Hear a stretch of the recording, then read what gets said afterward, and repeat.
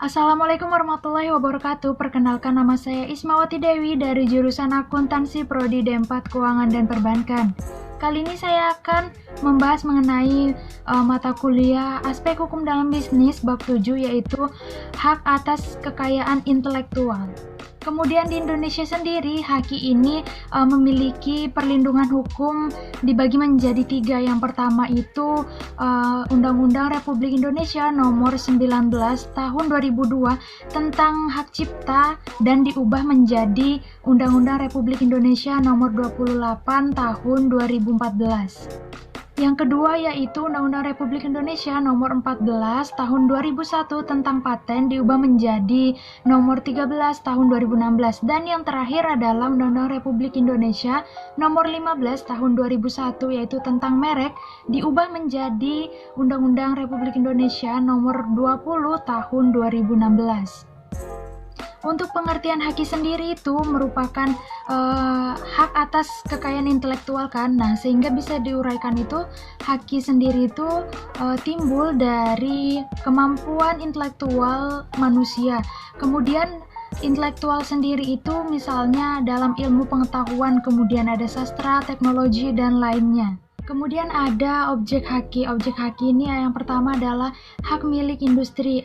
Dalam hak milik industri ini ada objek paten, yaitu objek atau penemuan dalam bidang teknologi. Kemudian ada objek paten sederhana, di mana ini penemuan sederhana teknologi. Kemudian yang ketiga adalah objek merek, yaitu objek yang dimiliki oleh produk-produk yang membedakan antara produk satu dengan produk yang lain.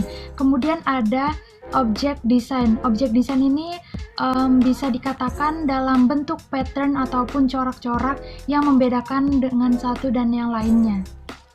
Objek HAKI yang kedua adalah hak cipta. Jadi hak cipta ini adalah ciptaan di bidang ilmu pengetahuan, seni maupun sastra.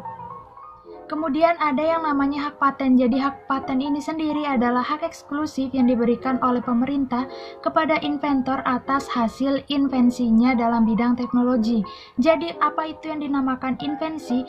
Invensi itu adalah ide yang dituangkan dalam suatu kegiatan. Nah, untuk inventor sendiri adalah orang yang mengeluarkan ide atas invensi yang diterapkan kepada suatu kegiatan. Kemudian dalam hak paten ini bagaimana sih cara mendaftarnya? Jadi dalam hak paten ini ada 2 sistem cara pendaftaran. Yang pertama adalah first to file. Jadi siapapun orangnya, walaupun dia bukan orang pertama kali yang menemukannya, tetapi orang yang pertama kali mengajukan hak paten atas suatu penemuan tersebut, maka orang ini yang diakui hak patennya.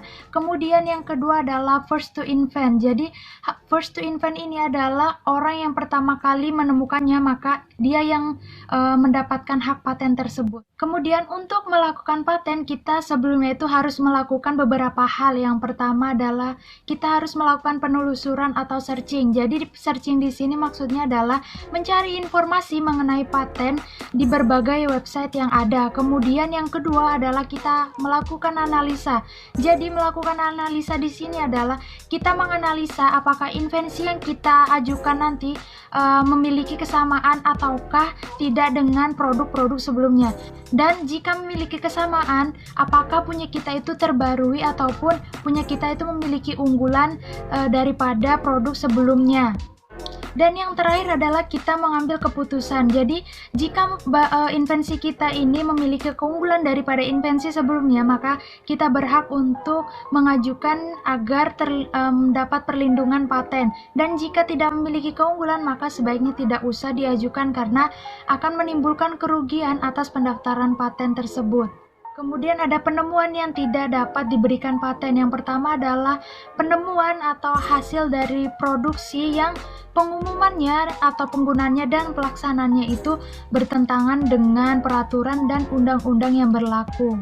Kemudian yang kedua adalah penemuan atas pengobatan, perawatan, dan pembedahan yang diterapkan kepada manusia dan hewan, yang dimana dalam prosesnya ini tidak menjangkau produk apapun yang berkualitas dalam metode tersebut. Dan yang terakhir adalah penemuan terhadap teori maupun metode dalam ilmu pengetahuan dan matematika. Kemudian ada hak merek. Hak merek ini menurut Undang-Undang Nomor 15 Tahun 2001 didefinisikan sebagai tanda, misalnya nama, kemudian ada warna, angka, kombinasi huruf, dan kombinasi dari unsur-unsur tersebut yang menjadi pembeda dari suatu merek dagang ataupun jasa. Untuk hak merek ini dibagi menjadi dua jenis. Yang pertama adalah merek dagang. Jadi merek dagang ini digunakan untuk barang yang diperdagangkan oleh seseorang maupun lebih dalam waktu yang sama untuk membedakan antara jenis barang satu dengan yang lainnya. Dan yang kedua adalah merek jasa. Jadi merek jasa ini adalah merek yang digunakan kepada jasa yang diperdagangkan oleh seseorang maupun lebih secara bersamaan untuk membedakan jenis-jenis jasa satu dengan jasa yang lainnya. Merek memiliki dua pemeriksaan merek. Yang pertama adalah pemeriksaan formal, yaitu pemeriksaan terhadap persyaratan administratif, dan yang kedua adalah pemeriksaan substantif. Untuk hak merek yang sudah terdaftar, maka itu akan mendapatkan perlindungan hukum selama 10 tahun. Dan jika pemilik merek sudah melakukan 10 tahun dan ingin memperpanjang, maka dapat memperpanjang merek yang terdaftar tersebut selama jangka waktu yang sama. Kemudian ada hak cipta. Jadi hak cipta ini adalah hak yang eksklusif yang diberikan kepada pencipta atau pemberi hak untuk mengumumkan atau memperbanyak ciptaannya atau memberikan izin tanpa mengurangi pembatasan-pembatasan menurut peraturan perundang-undangan.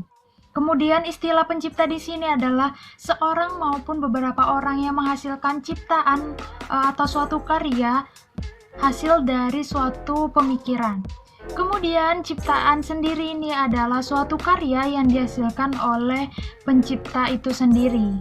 Kemudian untuk pemegang hak cipta ini dikategorikan menjadi 3. Yang pertama adalah si pemilik hak cipta itu sendiri. Kemudian ada orang atau badan yang sudah menerima hak dari si pencipta. Dan yang ketiga adalah orang atau badan yang sudah menerima lebih lanjut dari penerima sebelumnya. Selanjutnya adalah hak yang dimiliki pencipta. Yang pertama adalah hak ekonomi. Jadi, hak ekonomi ini adalah hak pencipta untuk mengumumkan, memperbanyak, atau memberi izin atas ciptaannya. Yang kedua adalah hak moral. Hak moral ini tidak bisa dialihkan kepada orang lain. Hak moral ini hubungan antara pencipta dengan ciptaannya yang sangat melekat.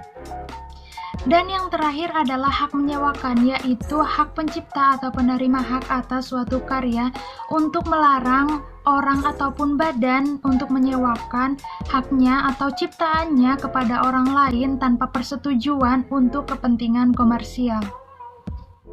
Hak cipta ini bisa dialihkan dengan beberapa cara. Misalnya yang pertama adalah diwariskan, kemudian dihibahkan, kemudian karena adanya wasiat, dan yang keempat itu dijadikan milik oleh negara, dan yang terakhir adalah karena perjanjian. Next adalah beberapa hal yang dapat menyebabkan permintaan hak cipta itu ditolak. Yang pertama adalah ciptaan itu di luar bidang ilmu pengetahuan. Yang kedua adalah ciptaannya itu tidak orisinil. Yang ketiga, ciptaannya itu tidak diwujudkan dalam bentuk nyata. Dan yang terakhir adalah ciptaannya itu sudah merupakan milik umum.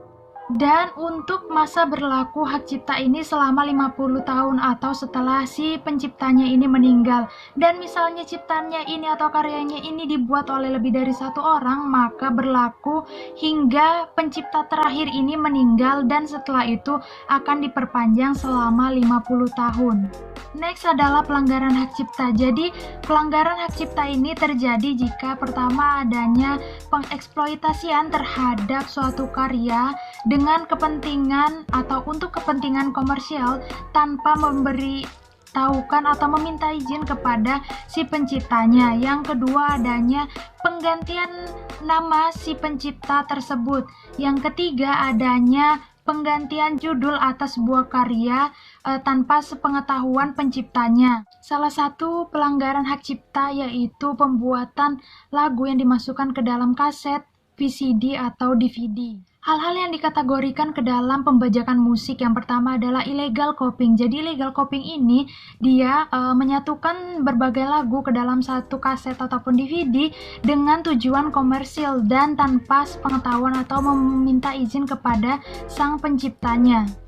Kemudian yang kedua adalah counterfeiting. Jadi counterfeiting ini adalah pembajakan musik dengan membuat sebuah album yang sama persis dengan aslinya, sehingga para konsumen tidak bisa membedakan yang mana yang asli dan yang mana yang palsu. Yang ketiga adalah bootlegging. Jadi bootlegging ini adalah tindakan pembajakan musik dengan merekam suatu pertunjukan dari seorang penyanyi atau band di suatu tempat tersebut. Dan yang terakhir adalah illegal uploading atau downloading. Jadi ini pembajakan yang biasanya dilakukan atau sering dilakukan yaitu dengan streaming atau mengcopy beberapa file dari file satu dengan copy file yang lain dan disebarluaskan tanpa seizin si penciptanya. Kemudian ada beberapa faktor yang menyebabkan terjadinya pembajakan. Yang pertama itu lemahnya hukum atas pembajakan atau penegakan hukum atas pembajakan ini sangat lemah. Kemudian yang kedua adanya kesadaran masyarakat di Indonesia terhadap hak atas kekayaan intelektual itu sangat rendah. Dan yang ketiga adalah adanya keadaan ekonomi. Jadi keadaan ekonomi ini dapat mendorong terjadinya pembajakan atau tindakan pembajakan sebuah musik. Next adalah solusi untuk pelanggaran hak cipta. Yang pertama adalah melakukan sosialisasi bagaimana pentingnya untuk membeli CD atau VCD yang orisinil dengan menggandeng pers maupun musisi dari pencipta karya tersebut. Yang kedua adalah membuat iklan atau sponsor di media cetak, TV maupun sosial media. Yang ketiga yaitu melakukan sosialisasi tentang pembajakan. Jadi untuk sanksi terhadap pelanggaran hak cipta ini dikenakan penjara minimal 1 bulan dan maksimal 7 tahun dan dikenakan denda juga minimal 1 juta rupiah dan maksimal adalah 5 miliar rupiah. Mungkin cukup sekian yang bisa saya sampaikan mengenai bab 7 yaitu haki atau hak atas kekayaan intelektual. Maaf juga misalnya terdapat kesalahan atau penyampaian saya yang kurang dimengerti bagi teman-teman. See you in next video. Bye.